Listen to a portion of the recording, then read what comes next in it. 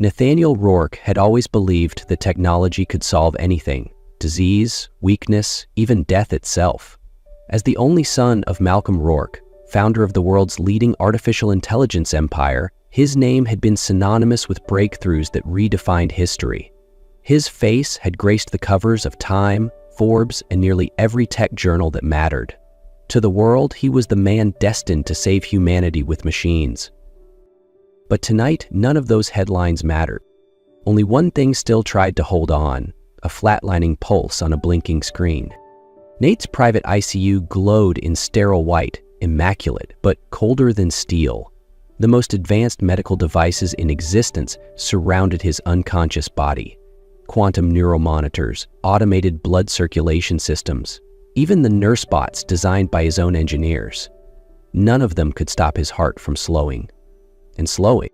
Outside, a corridor lined with doctors stood silent as statues.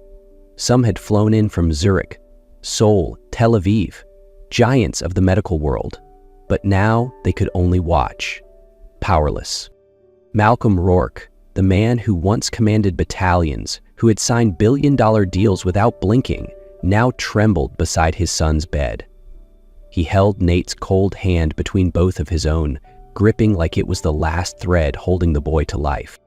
A surgeon finally stepped forward, pulling off his mask with a voice cracked and heavy.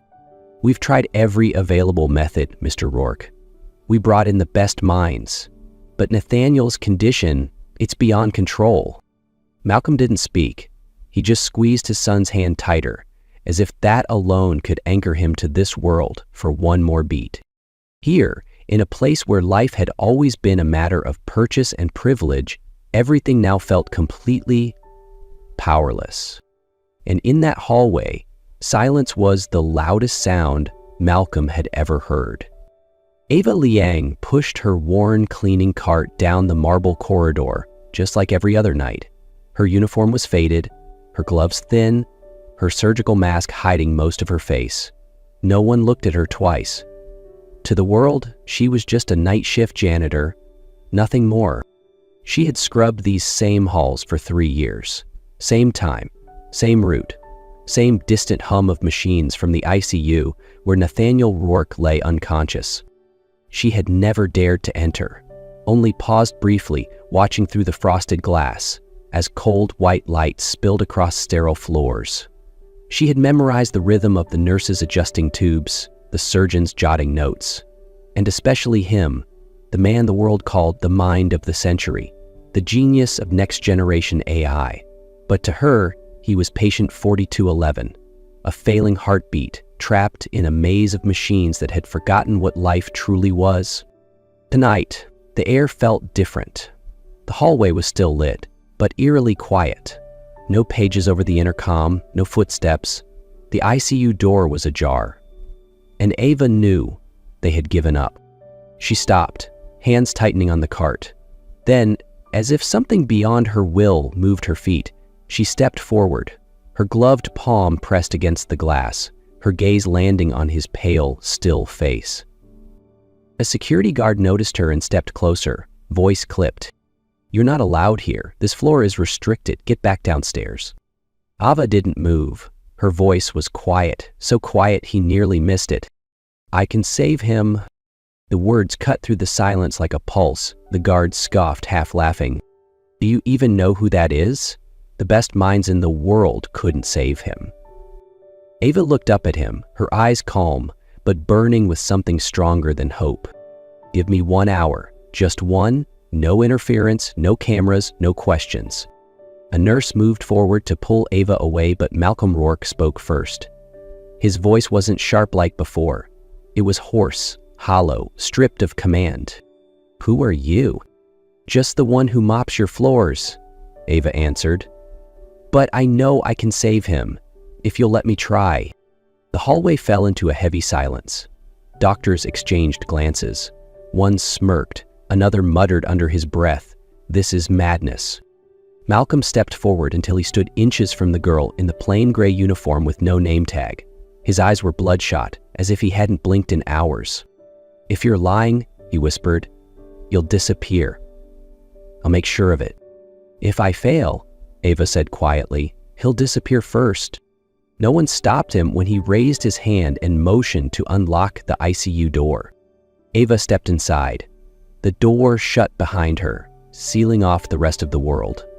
She faced the body slowly slipping into death, surrounded by blinking machines casting pale green reflections across her face. The heart monitor beeped sluggishly, fading. She inhaled once, steadying her breath. Then, gently, she pulled the hospital blanket down, revealing a faded scar on Nate's chest. The ghost of a wound from 5 years ago, a wound she had once closed. In another operating room, without a name, without recognition. Her hand found the faint flutter of a pulse beneath cool skin. Her father's words echoed in her mind. Not every illness is of the body. Sometimes the mind holds the lock, and only steady hands know the key. From her inner pocket, she drew a small leather pouch. Inside were 3 fine needles wrapped in old silk, the only thing she had carried with her through exile. She placed the first needle, her breath falling in sync with his fragile rhythm. Gentle. Exact. Outside, Malcolm pressed his forehead to the glass. No one dared speak. He heard only one quiet thought in his mind, over and over. Sometimes the miracle you're begging for comes from the one you chose never to see. Ava lowered the first needle just beneath the sternum, targeting the intersection of 3 central neural clusters. This wasn't acupuncture. This was a biometric signal map, coded communication between human cognition and internal systems. She hadn't invented the idea. Her father once chased this theory, that the body's self-regulation could be reawakened by redirecting neural impulses from within. But Ava had perfected it. In silence, in exile. She placed the second needle, aligning it with the brain's alpha wave cycle. Even in a coma, Nate's brain emitted a weak frequency. She caught it, bridging the central nervous system with the cardiac response, bypassing the cortex entirely, tapping into the body's deepest memory, survival. She had once presented this concept at a medical symposium. Once, before accusations of data theft erased her name, before the research was pulled, before her license was revoked. The third needle slid into place, right where the vagus nerve met the heart's sympathetic ganglia. The pulse flatlined. Ava didn't flinch. She pressed her palm to his chest, closed her eyes. Her lips moved, whispering not a prayer, but a command. This body doesn't want to die. It's just no one's been listening.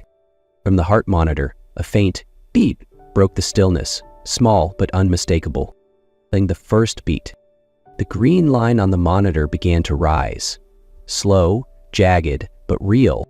One beep, then another, then another. Outside, a doctor gasped. "He's stabilizing." Malcolm gripped the glass, breath caught between hope and disbelief. Inside, Ava didn't move. She didn't need to look at the machines. She felt it. His chest shifted. His fingers twitched. A weak groan escaped his throat, the rough sound of a man climbing back from the edge. Nate's eyelids fluttered open. The light above him burned so he squinted, and the first thing he saw wasn't his father or the machines around him. It was her. The girl in the gray uniform, her face inches from his, her eyes impossibly calm. He tried to speak, but his lips cracked dry. Ava gently placed her fingers on his wrist. "Don't speak. You have a whole life ahead of you to say what matters. Right now, just live." The door burst open. Malcolm stormed in, disbelief flooding his face as he saw his son. Alive, color returning to his cheeks, monitor steady. He grabbed Ava's arm, nearly trembling. "What did you do? Who are you?" Ava slowly pulled the final needle from Nate's chest, her gaze never leaving him. "I did what you asked. I saved him. But if you want him to live, let him rest." Nate tried to form words again. Ava gave him one last look, then turned to Malcolm. "I need to leave." "No, you don't." Malcolm blocked her path. "You'll stay and explain. Who taught you this? Where did you learn it?" Ava stepped back, calm as ever. But behind her, Nate found his voice. Let her go, Dad. Malcolm turned sharply. You don't understand. I do, Nate rasped, breathing unevenly. She saved me before. I think it was her again. Doctors rushed toward the bed, checking numbers, calling out orders. In the blur of motion, Ava slipped quietly away. Minutes later, she was gone, as if she'd never existed. They searched the cameras, the exits, every corridor. All they found was an empty locker, a neatly folded uniform, and a mop bucket, clean and dry. The second beep came, then another, and another. The jagged green line on the heart monitor crept upward, rising from death back into life. Outside, a doctor gasped, "He's stabilizing!" Malcolm pressed harder against the glass, unable to tear his eyes away from the room caught between despair and miracle. Inside, Ava didn't move. She didn't need to look at the machines. She felt it. His chest shifted. His fingers twitched. A weak groan escaped his throat, the rough sound of a man climbing back from the edge. Nate's eyelids fluttered open. The light above him burned, so he squinted, and the first thing he saw wasn't his father or the machines around him. It was her, the girl in the gray uniform, her face inches from his, her eyes impossibly calm. He tried to speak, but his lips cracked dry. Ava gently placed her fingers on his wrist. Don't speak. You have a whole life ahead of you to say what matters. Right now, just live. The door burst open. Malcolm stormed in, disbelief flooding his face as he saw his son alive, color returning to his cheeks, monitors steady. He grabbed Ava's arm, nearly trembling. What did you do? Who are you? Ava slowly pulled the final needle from Nate's chest, her gaze never leaving him. I did what you asked. I saved him. But if you want him to live, let him rest. Nate tried to form words again. Ava gave him one last look, then turned to Malcolm. I need to leave. No, you don't. Malcolm blocked her path. You'll stay and explain. Who taught you this? Where did you learn it? Ava stepped back, calm as ever, but behind her, Nate found his voice. Let her go, Dad. Malcolm turned sharply. You don't understand. I do, Nate rasped, breathing unevenly. She saved me before. I think it was her again. While the ICU buzzed with monitors and voices calling out stabilized vitals, Nathaniel Rourke only watched one thing. Her no name, no title, no goodbye, she walked out of the room he just returned to life in, quietly, like she had never meant to be seen in the first place. But he knew her even as his head throbbed, his lungs ached, and his heart struggled to remember how to beat. He knew... Not her face. But the feeling, it had happened before. 5 years ago, he'd collapsed on a golf course near Boston. His heart had stopped for several minutes. The doctors called it an unexplained miracle. But tonight, looking into her eyes, a memory surfaced. Not in his mind, but in his body. The feel of warm fingers pressing against his chest. The presence of someone who refused to walk away when everyone else already had. The certainty of being saved by someone who never needed his name. She had been there, both times, and both times the world turned its back on her. The first time, no one knew her name. The second time, no one bothered to ask. Nate looked around at the doctors now celebrating his stabilization like it was their victory. But they didn't know. They had failed. Only she, the one no one saw, had done what science no longer believed possible. And now she was gone. Again. This time, he wouldn't let it end that way. Nathaniel Rourke couldn't sleep. After his discharge, he spent hours sitting by the window of his high-rise office, watching the city lights flicker, but his mind was elsewhere.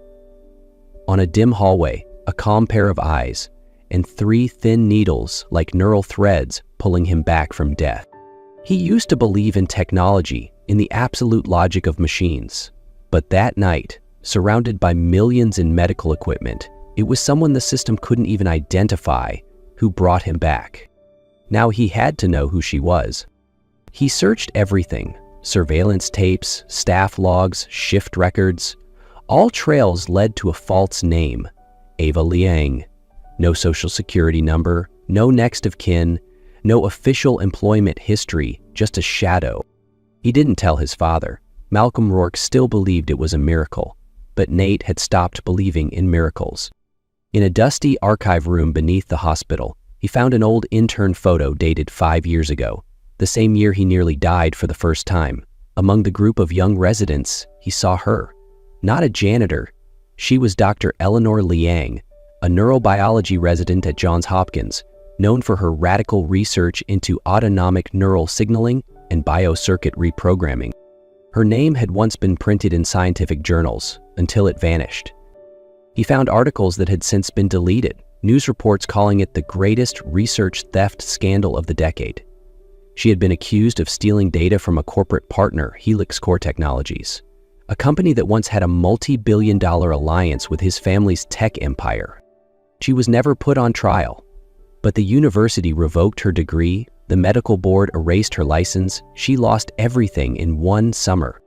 Nate felt a chill crawl up his spine as he read through a confidential transfer report. 2 biotech patents, matching her research signature, had been funneled into a shell company weeks after the scandal broke. There was no doubt now, she had been buried. Not just her name, but her future, her breakthroughs, her chance to save lives. And he was the only one she had ever saved, twice. Once when he didn't know her name, again when the world had forgotten it. He couldn't stay silent anymore. He called Oliver Hale, an old Harvard friend, now a legal bloodhound for buried truths. They met in a quiet glass office high above the city. Nate laid out everything he'd found across the table. They nearly just steal her work, they nearly killed her with silence. Oliver scanned the pages, pausing on a redacted resume, and nodded slowly. If you go through with this, it's war. Nate leaned back in his chair, eyes steady on the truth. And let me be the one who starts it. Eleanor Liang sat still in the dim, tile-floored kitchen of a nameless apartment building, the flickering fluorescent light above ticking like a tired heartbeat. On the table lay the thick envelope Nathaniel Rourke had left days earlier, stuffed with legal documents, copies of evidence, and one unsigned note. Let me bring you back. She didn't need to read much to understand what he meant. Court, public testimony, full exposure. It had been 5 years since her name appeared on any official document, and that one had revoked her medical license. 5 years since she'd last stood in front of a panel and was called a traitor to science. She had learned how to survive in shadows. Being invisible was the only thing that had kept her safe. But something in the way Nate looked at her, not with pity, but with trust, stirred something inside her she thought had long since died. "Emily, don't know how cruel the system can be," she whispered to him one night, her voice rough as dying embers. "I do," he said, "because they tried it with me. But you didn't let me disappear. Now it's my turn." She was quiet for a long time. Then, almost too soft to hear, "Fine, but I won't walk into that courtroom as a ghost. I'll walk in with my name." When Eleanor Liang stood in front of the mirror wearing a plain black suit, tying her hair back, looking herself in the eye, not the janitor, not the forgotten girl, she saw the reflection of someone who once dreamed of saving millions. And for the first time in years, she didn't look away. The courtroom wasn't loud. It didn't have to be. The silence was thick, like the air before a storm. Every gaze locked onto Eleanor Liang as she stepped up to testify. Dark suit, steady hands, low voice, but the clarity in her eyes made the room hold its breath. Across from her sat Helix Core, the corporation that had buried her life in a single summer. And now they were back, armed with the same weapon, her past. "You were disbarred by the Maryland Medical Board," their attorney began coolly. "Your license revoked. All appeals denied." Eleanor didn't blink. The press once called you a research thief, a disgrace to modern medicine. Do you have any response to these allegations?" She raised her head and met his gaze. "I do, but I'd prefer to let the data speak first." She opened a folder, thick, frayed, stained by time and secrecy. Inside were neural schematics, signal pathway blueprints, biomedical sequences, all handwritten, all hers. "This is the system I built. Every circuit, every line. I don't need to explain it to someone who's never touched a patient." "And you claim all of this was stolen?" the lawyer scoffed. "Do you have anything besides your memory to back that up?" A recording played, a male voice, cautious but clear. "The girl knows too much. We need to shut her down before she talks." It was a former senior Helix Corps manager. It was evidence. The courtroom froze. The attorney objected. This audio was obtained illegally, inadmissible. Eleanor didn't respond. She stepped forward, clicked the projector. A 3D model lit up. Her exact technique, the same one that had saved Nathaniel Rourke, rendered flawlessly. "This is the method that revived someone your experts declared unsavable. I don't need to convince you, I only need to show the truth." Helix Corps didn't stop. They flashed headlines on the screen. Eleanor Liang, from prodigy to pariah. The woman who tainted a research institute. The cost of ambition, a medical star falls. Each one a cut. But Eleanor didn't bow. She turned slowly, voice quieter now, but still sharp. "You can drown me in headlines and call me every name you want, but don't forget, his heart beats because I was brave enough to stand where you ran." Behind her, Nate's hand clenched. He didn't have to speak. She had said it all. "I wasn't silenced because I was wrong," Eleanor continued. "I was silenced because I was right, and I refused to sell that truth to those afraid of it." No one objected, no one interrupted, because in that room, for the first time in 5 years, her voice was heard. The media storm didn't fade the moment the verdict came. Hundreds of headlines hailed Eleanor as a resurrection story. Some networks called her the quiet hero. Journalists who once ignored her downfall now raced to rediscover the brilliance of Eleanor Liang. But she didn't stay there. She didn't chase the lights, didn't accept interviews, didn't sit on talk shows. She vanished from the spotlight again. But this time, not to hide. This time, to rebuild. A small laboratory, repurposed from an unused floor of Rourke Medical, became her space. No signage, no corporate logo, but every night its lights burned long past midnight. There, Eleanor did what she had always wanted to do. Research, uninterrupted, untouched, unpriced. The first place they moved into together wasn't a luxurious villa or a penthouse with skyline views like the ones Nate once knew. It was an old warehouse on the edge of the city, with rusted steel beams and peeling brick walls, where traffic thinned out and silence could finally be heard. There, Ava and Nate started over, not with ambition, but with a promise. No one should ever own life. They transformed the old structure into an independent research center. No shareholders, no PR teams, no meetings where lives were reduced to stock value. Only people who believed in science, in ethics, and in something no profit margin could define, trust between human beings. Ava returned to the lab, not for the spotlight, not for recognition. She simply wanted to pick up where her life had once been severed. Unfinished signal maps, untested circuits, patients left waiting in silence. This time, no one redlined her papers. No one told her a method wasn't marketable enough. Nate stayed by her side. No longer behind boardroom tables, no longer on magazine covers, he soldered sensors, carried boxes, monitored 3D printers, and read every manuscript she drafted, as if each line of code were a lifeline he had to protect. They lived slowly, a terrifying concept to the outside world, but to them, each minute together was a full hour, survived past hell. They learned to speak less, to listen more. Some nights, Ava would write code for 7 hours straight, and Nate would quietly set a warm cup of tea beside her without saying a word. When she looked up, his gaze was still there, watching, holding space. Their love didn't strike like lightning. It grew like morning light through a cracked window. Soft, patient, steady. A hand reaching for hers when frustration cracked her voice. A kiss on her forehead when she fell asleep at the desk. A whispered, "I'm here," when she woke from another nightmare.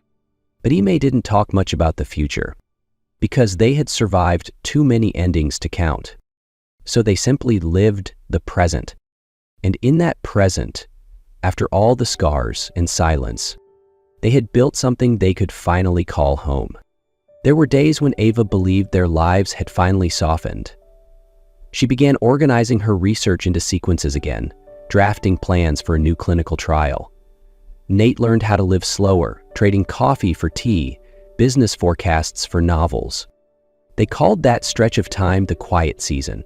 Brief, but long enough for their hearts to start believing that the past had finally let go.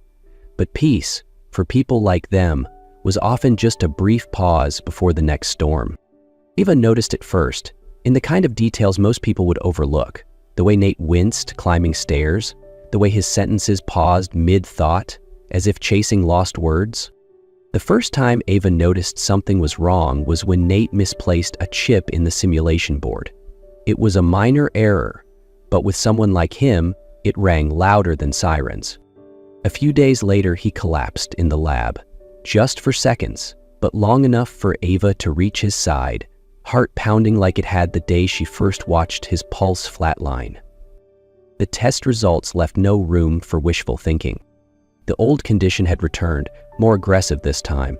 Fibrotic tissue was spreading fast, smothering the ventricles. The best cardiologists recommended waiting for a synthetic transplant, a procedure still in early trials.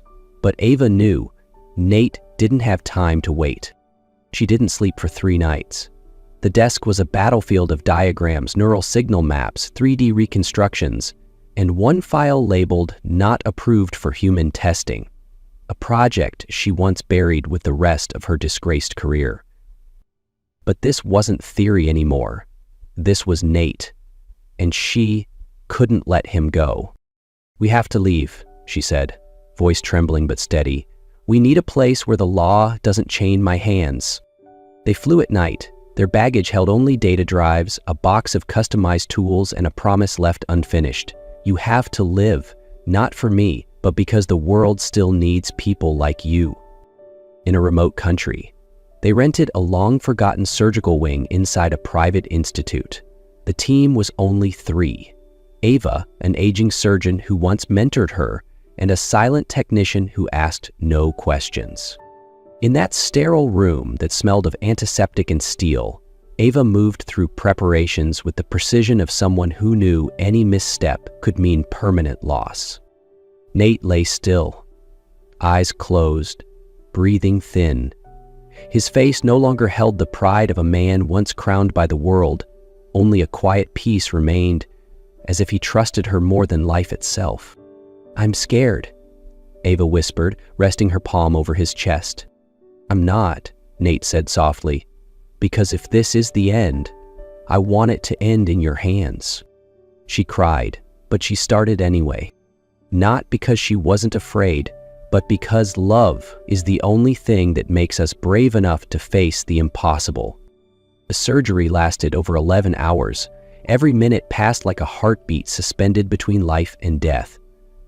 Ava didn't leave the operating table, not even once. Her hands trembled, her eyes burned. Her own heartbeat seemed to sync with every number blinking on the screen.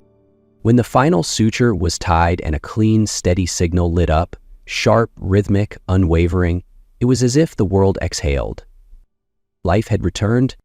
She peeled off her gloves, her palms soaked in cold sweat.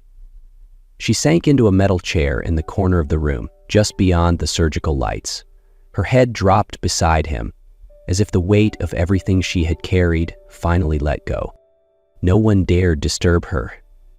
3 hours later, Nate opened his eyes. The first light he saw wasn't the harsh white of a sterile hospital. It was soft, golden, warm. The monitors weren't screaming. No doctors rushed in. Only her. Devas slumped beside his bed, one hand still wrapped around his, like she was holding on to life itself. He lifted his free hand and brushed his fingers through her hair. As she stirred awake, startled, he whispered, "No more ghosts." She looked at him as if afraid to believe it was real, but the heart monitor kept ticking, steady, alive. And for the first time in years, she believed. He would truly live. Weeks later, they stood on the top floor of the research center they rebuilt from the ashes. Below them, the city glowed, loud, greedy, relentless. The same city that once tried to erase them from every file, every headline, every memory. But here, high above the noise, the wind touched only them. Ava squeezed Nate's hand. He squeezed back, firm and steady. No words needed. The pain, the loss, the scars, they were turning into light. They didn't need forgiveness. They didn't need praise. They just needed to live and love as they truly were. After everything they had survived, Ava and Nate's love didn't spark like a wildfire. It grew like morning sunlight through a window, warm, quiet, persistent. They started again with small things. Cooking breakfast together, sometimes the eggs were burnt and the coffee bitter. She got used to seeing him laugh while doing the dishes, and he never minded when she lost track of time in the lab. Every scar on their skin or deep in memory was something they faced together now. There were no more tears hidden in the dark, no more pretending to be unbreakable. Each night, while the city roared outside, they sat together in their little apartment above the research center, reading, playing music, or simply sharing a silence that never felt lonely. One night, Nate said, "I used to think love was something I wasn't lucky enough to have. But you didn't come to rescue me. You came to live beside me, day by day." Ava didn't answer. She just took his hand, as she had so many times before. But this time, it wasn't a promise to survive. It was a choice. A love that didn't come from glory, didn't need vows written in stone, but grew from every fall, every rise, and the quiet decision to still turn toward each other. One morning, Nate placed a bunch of wildflowers on her desk. Ava looked up and asked, "We've been through everything. Are you still afraid?" Nate smiled, kissed her forehead, and whispered, "I'm not afraid of anything as long as you're still here."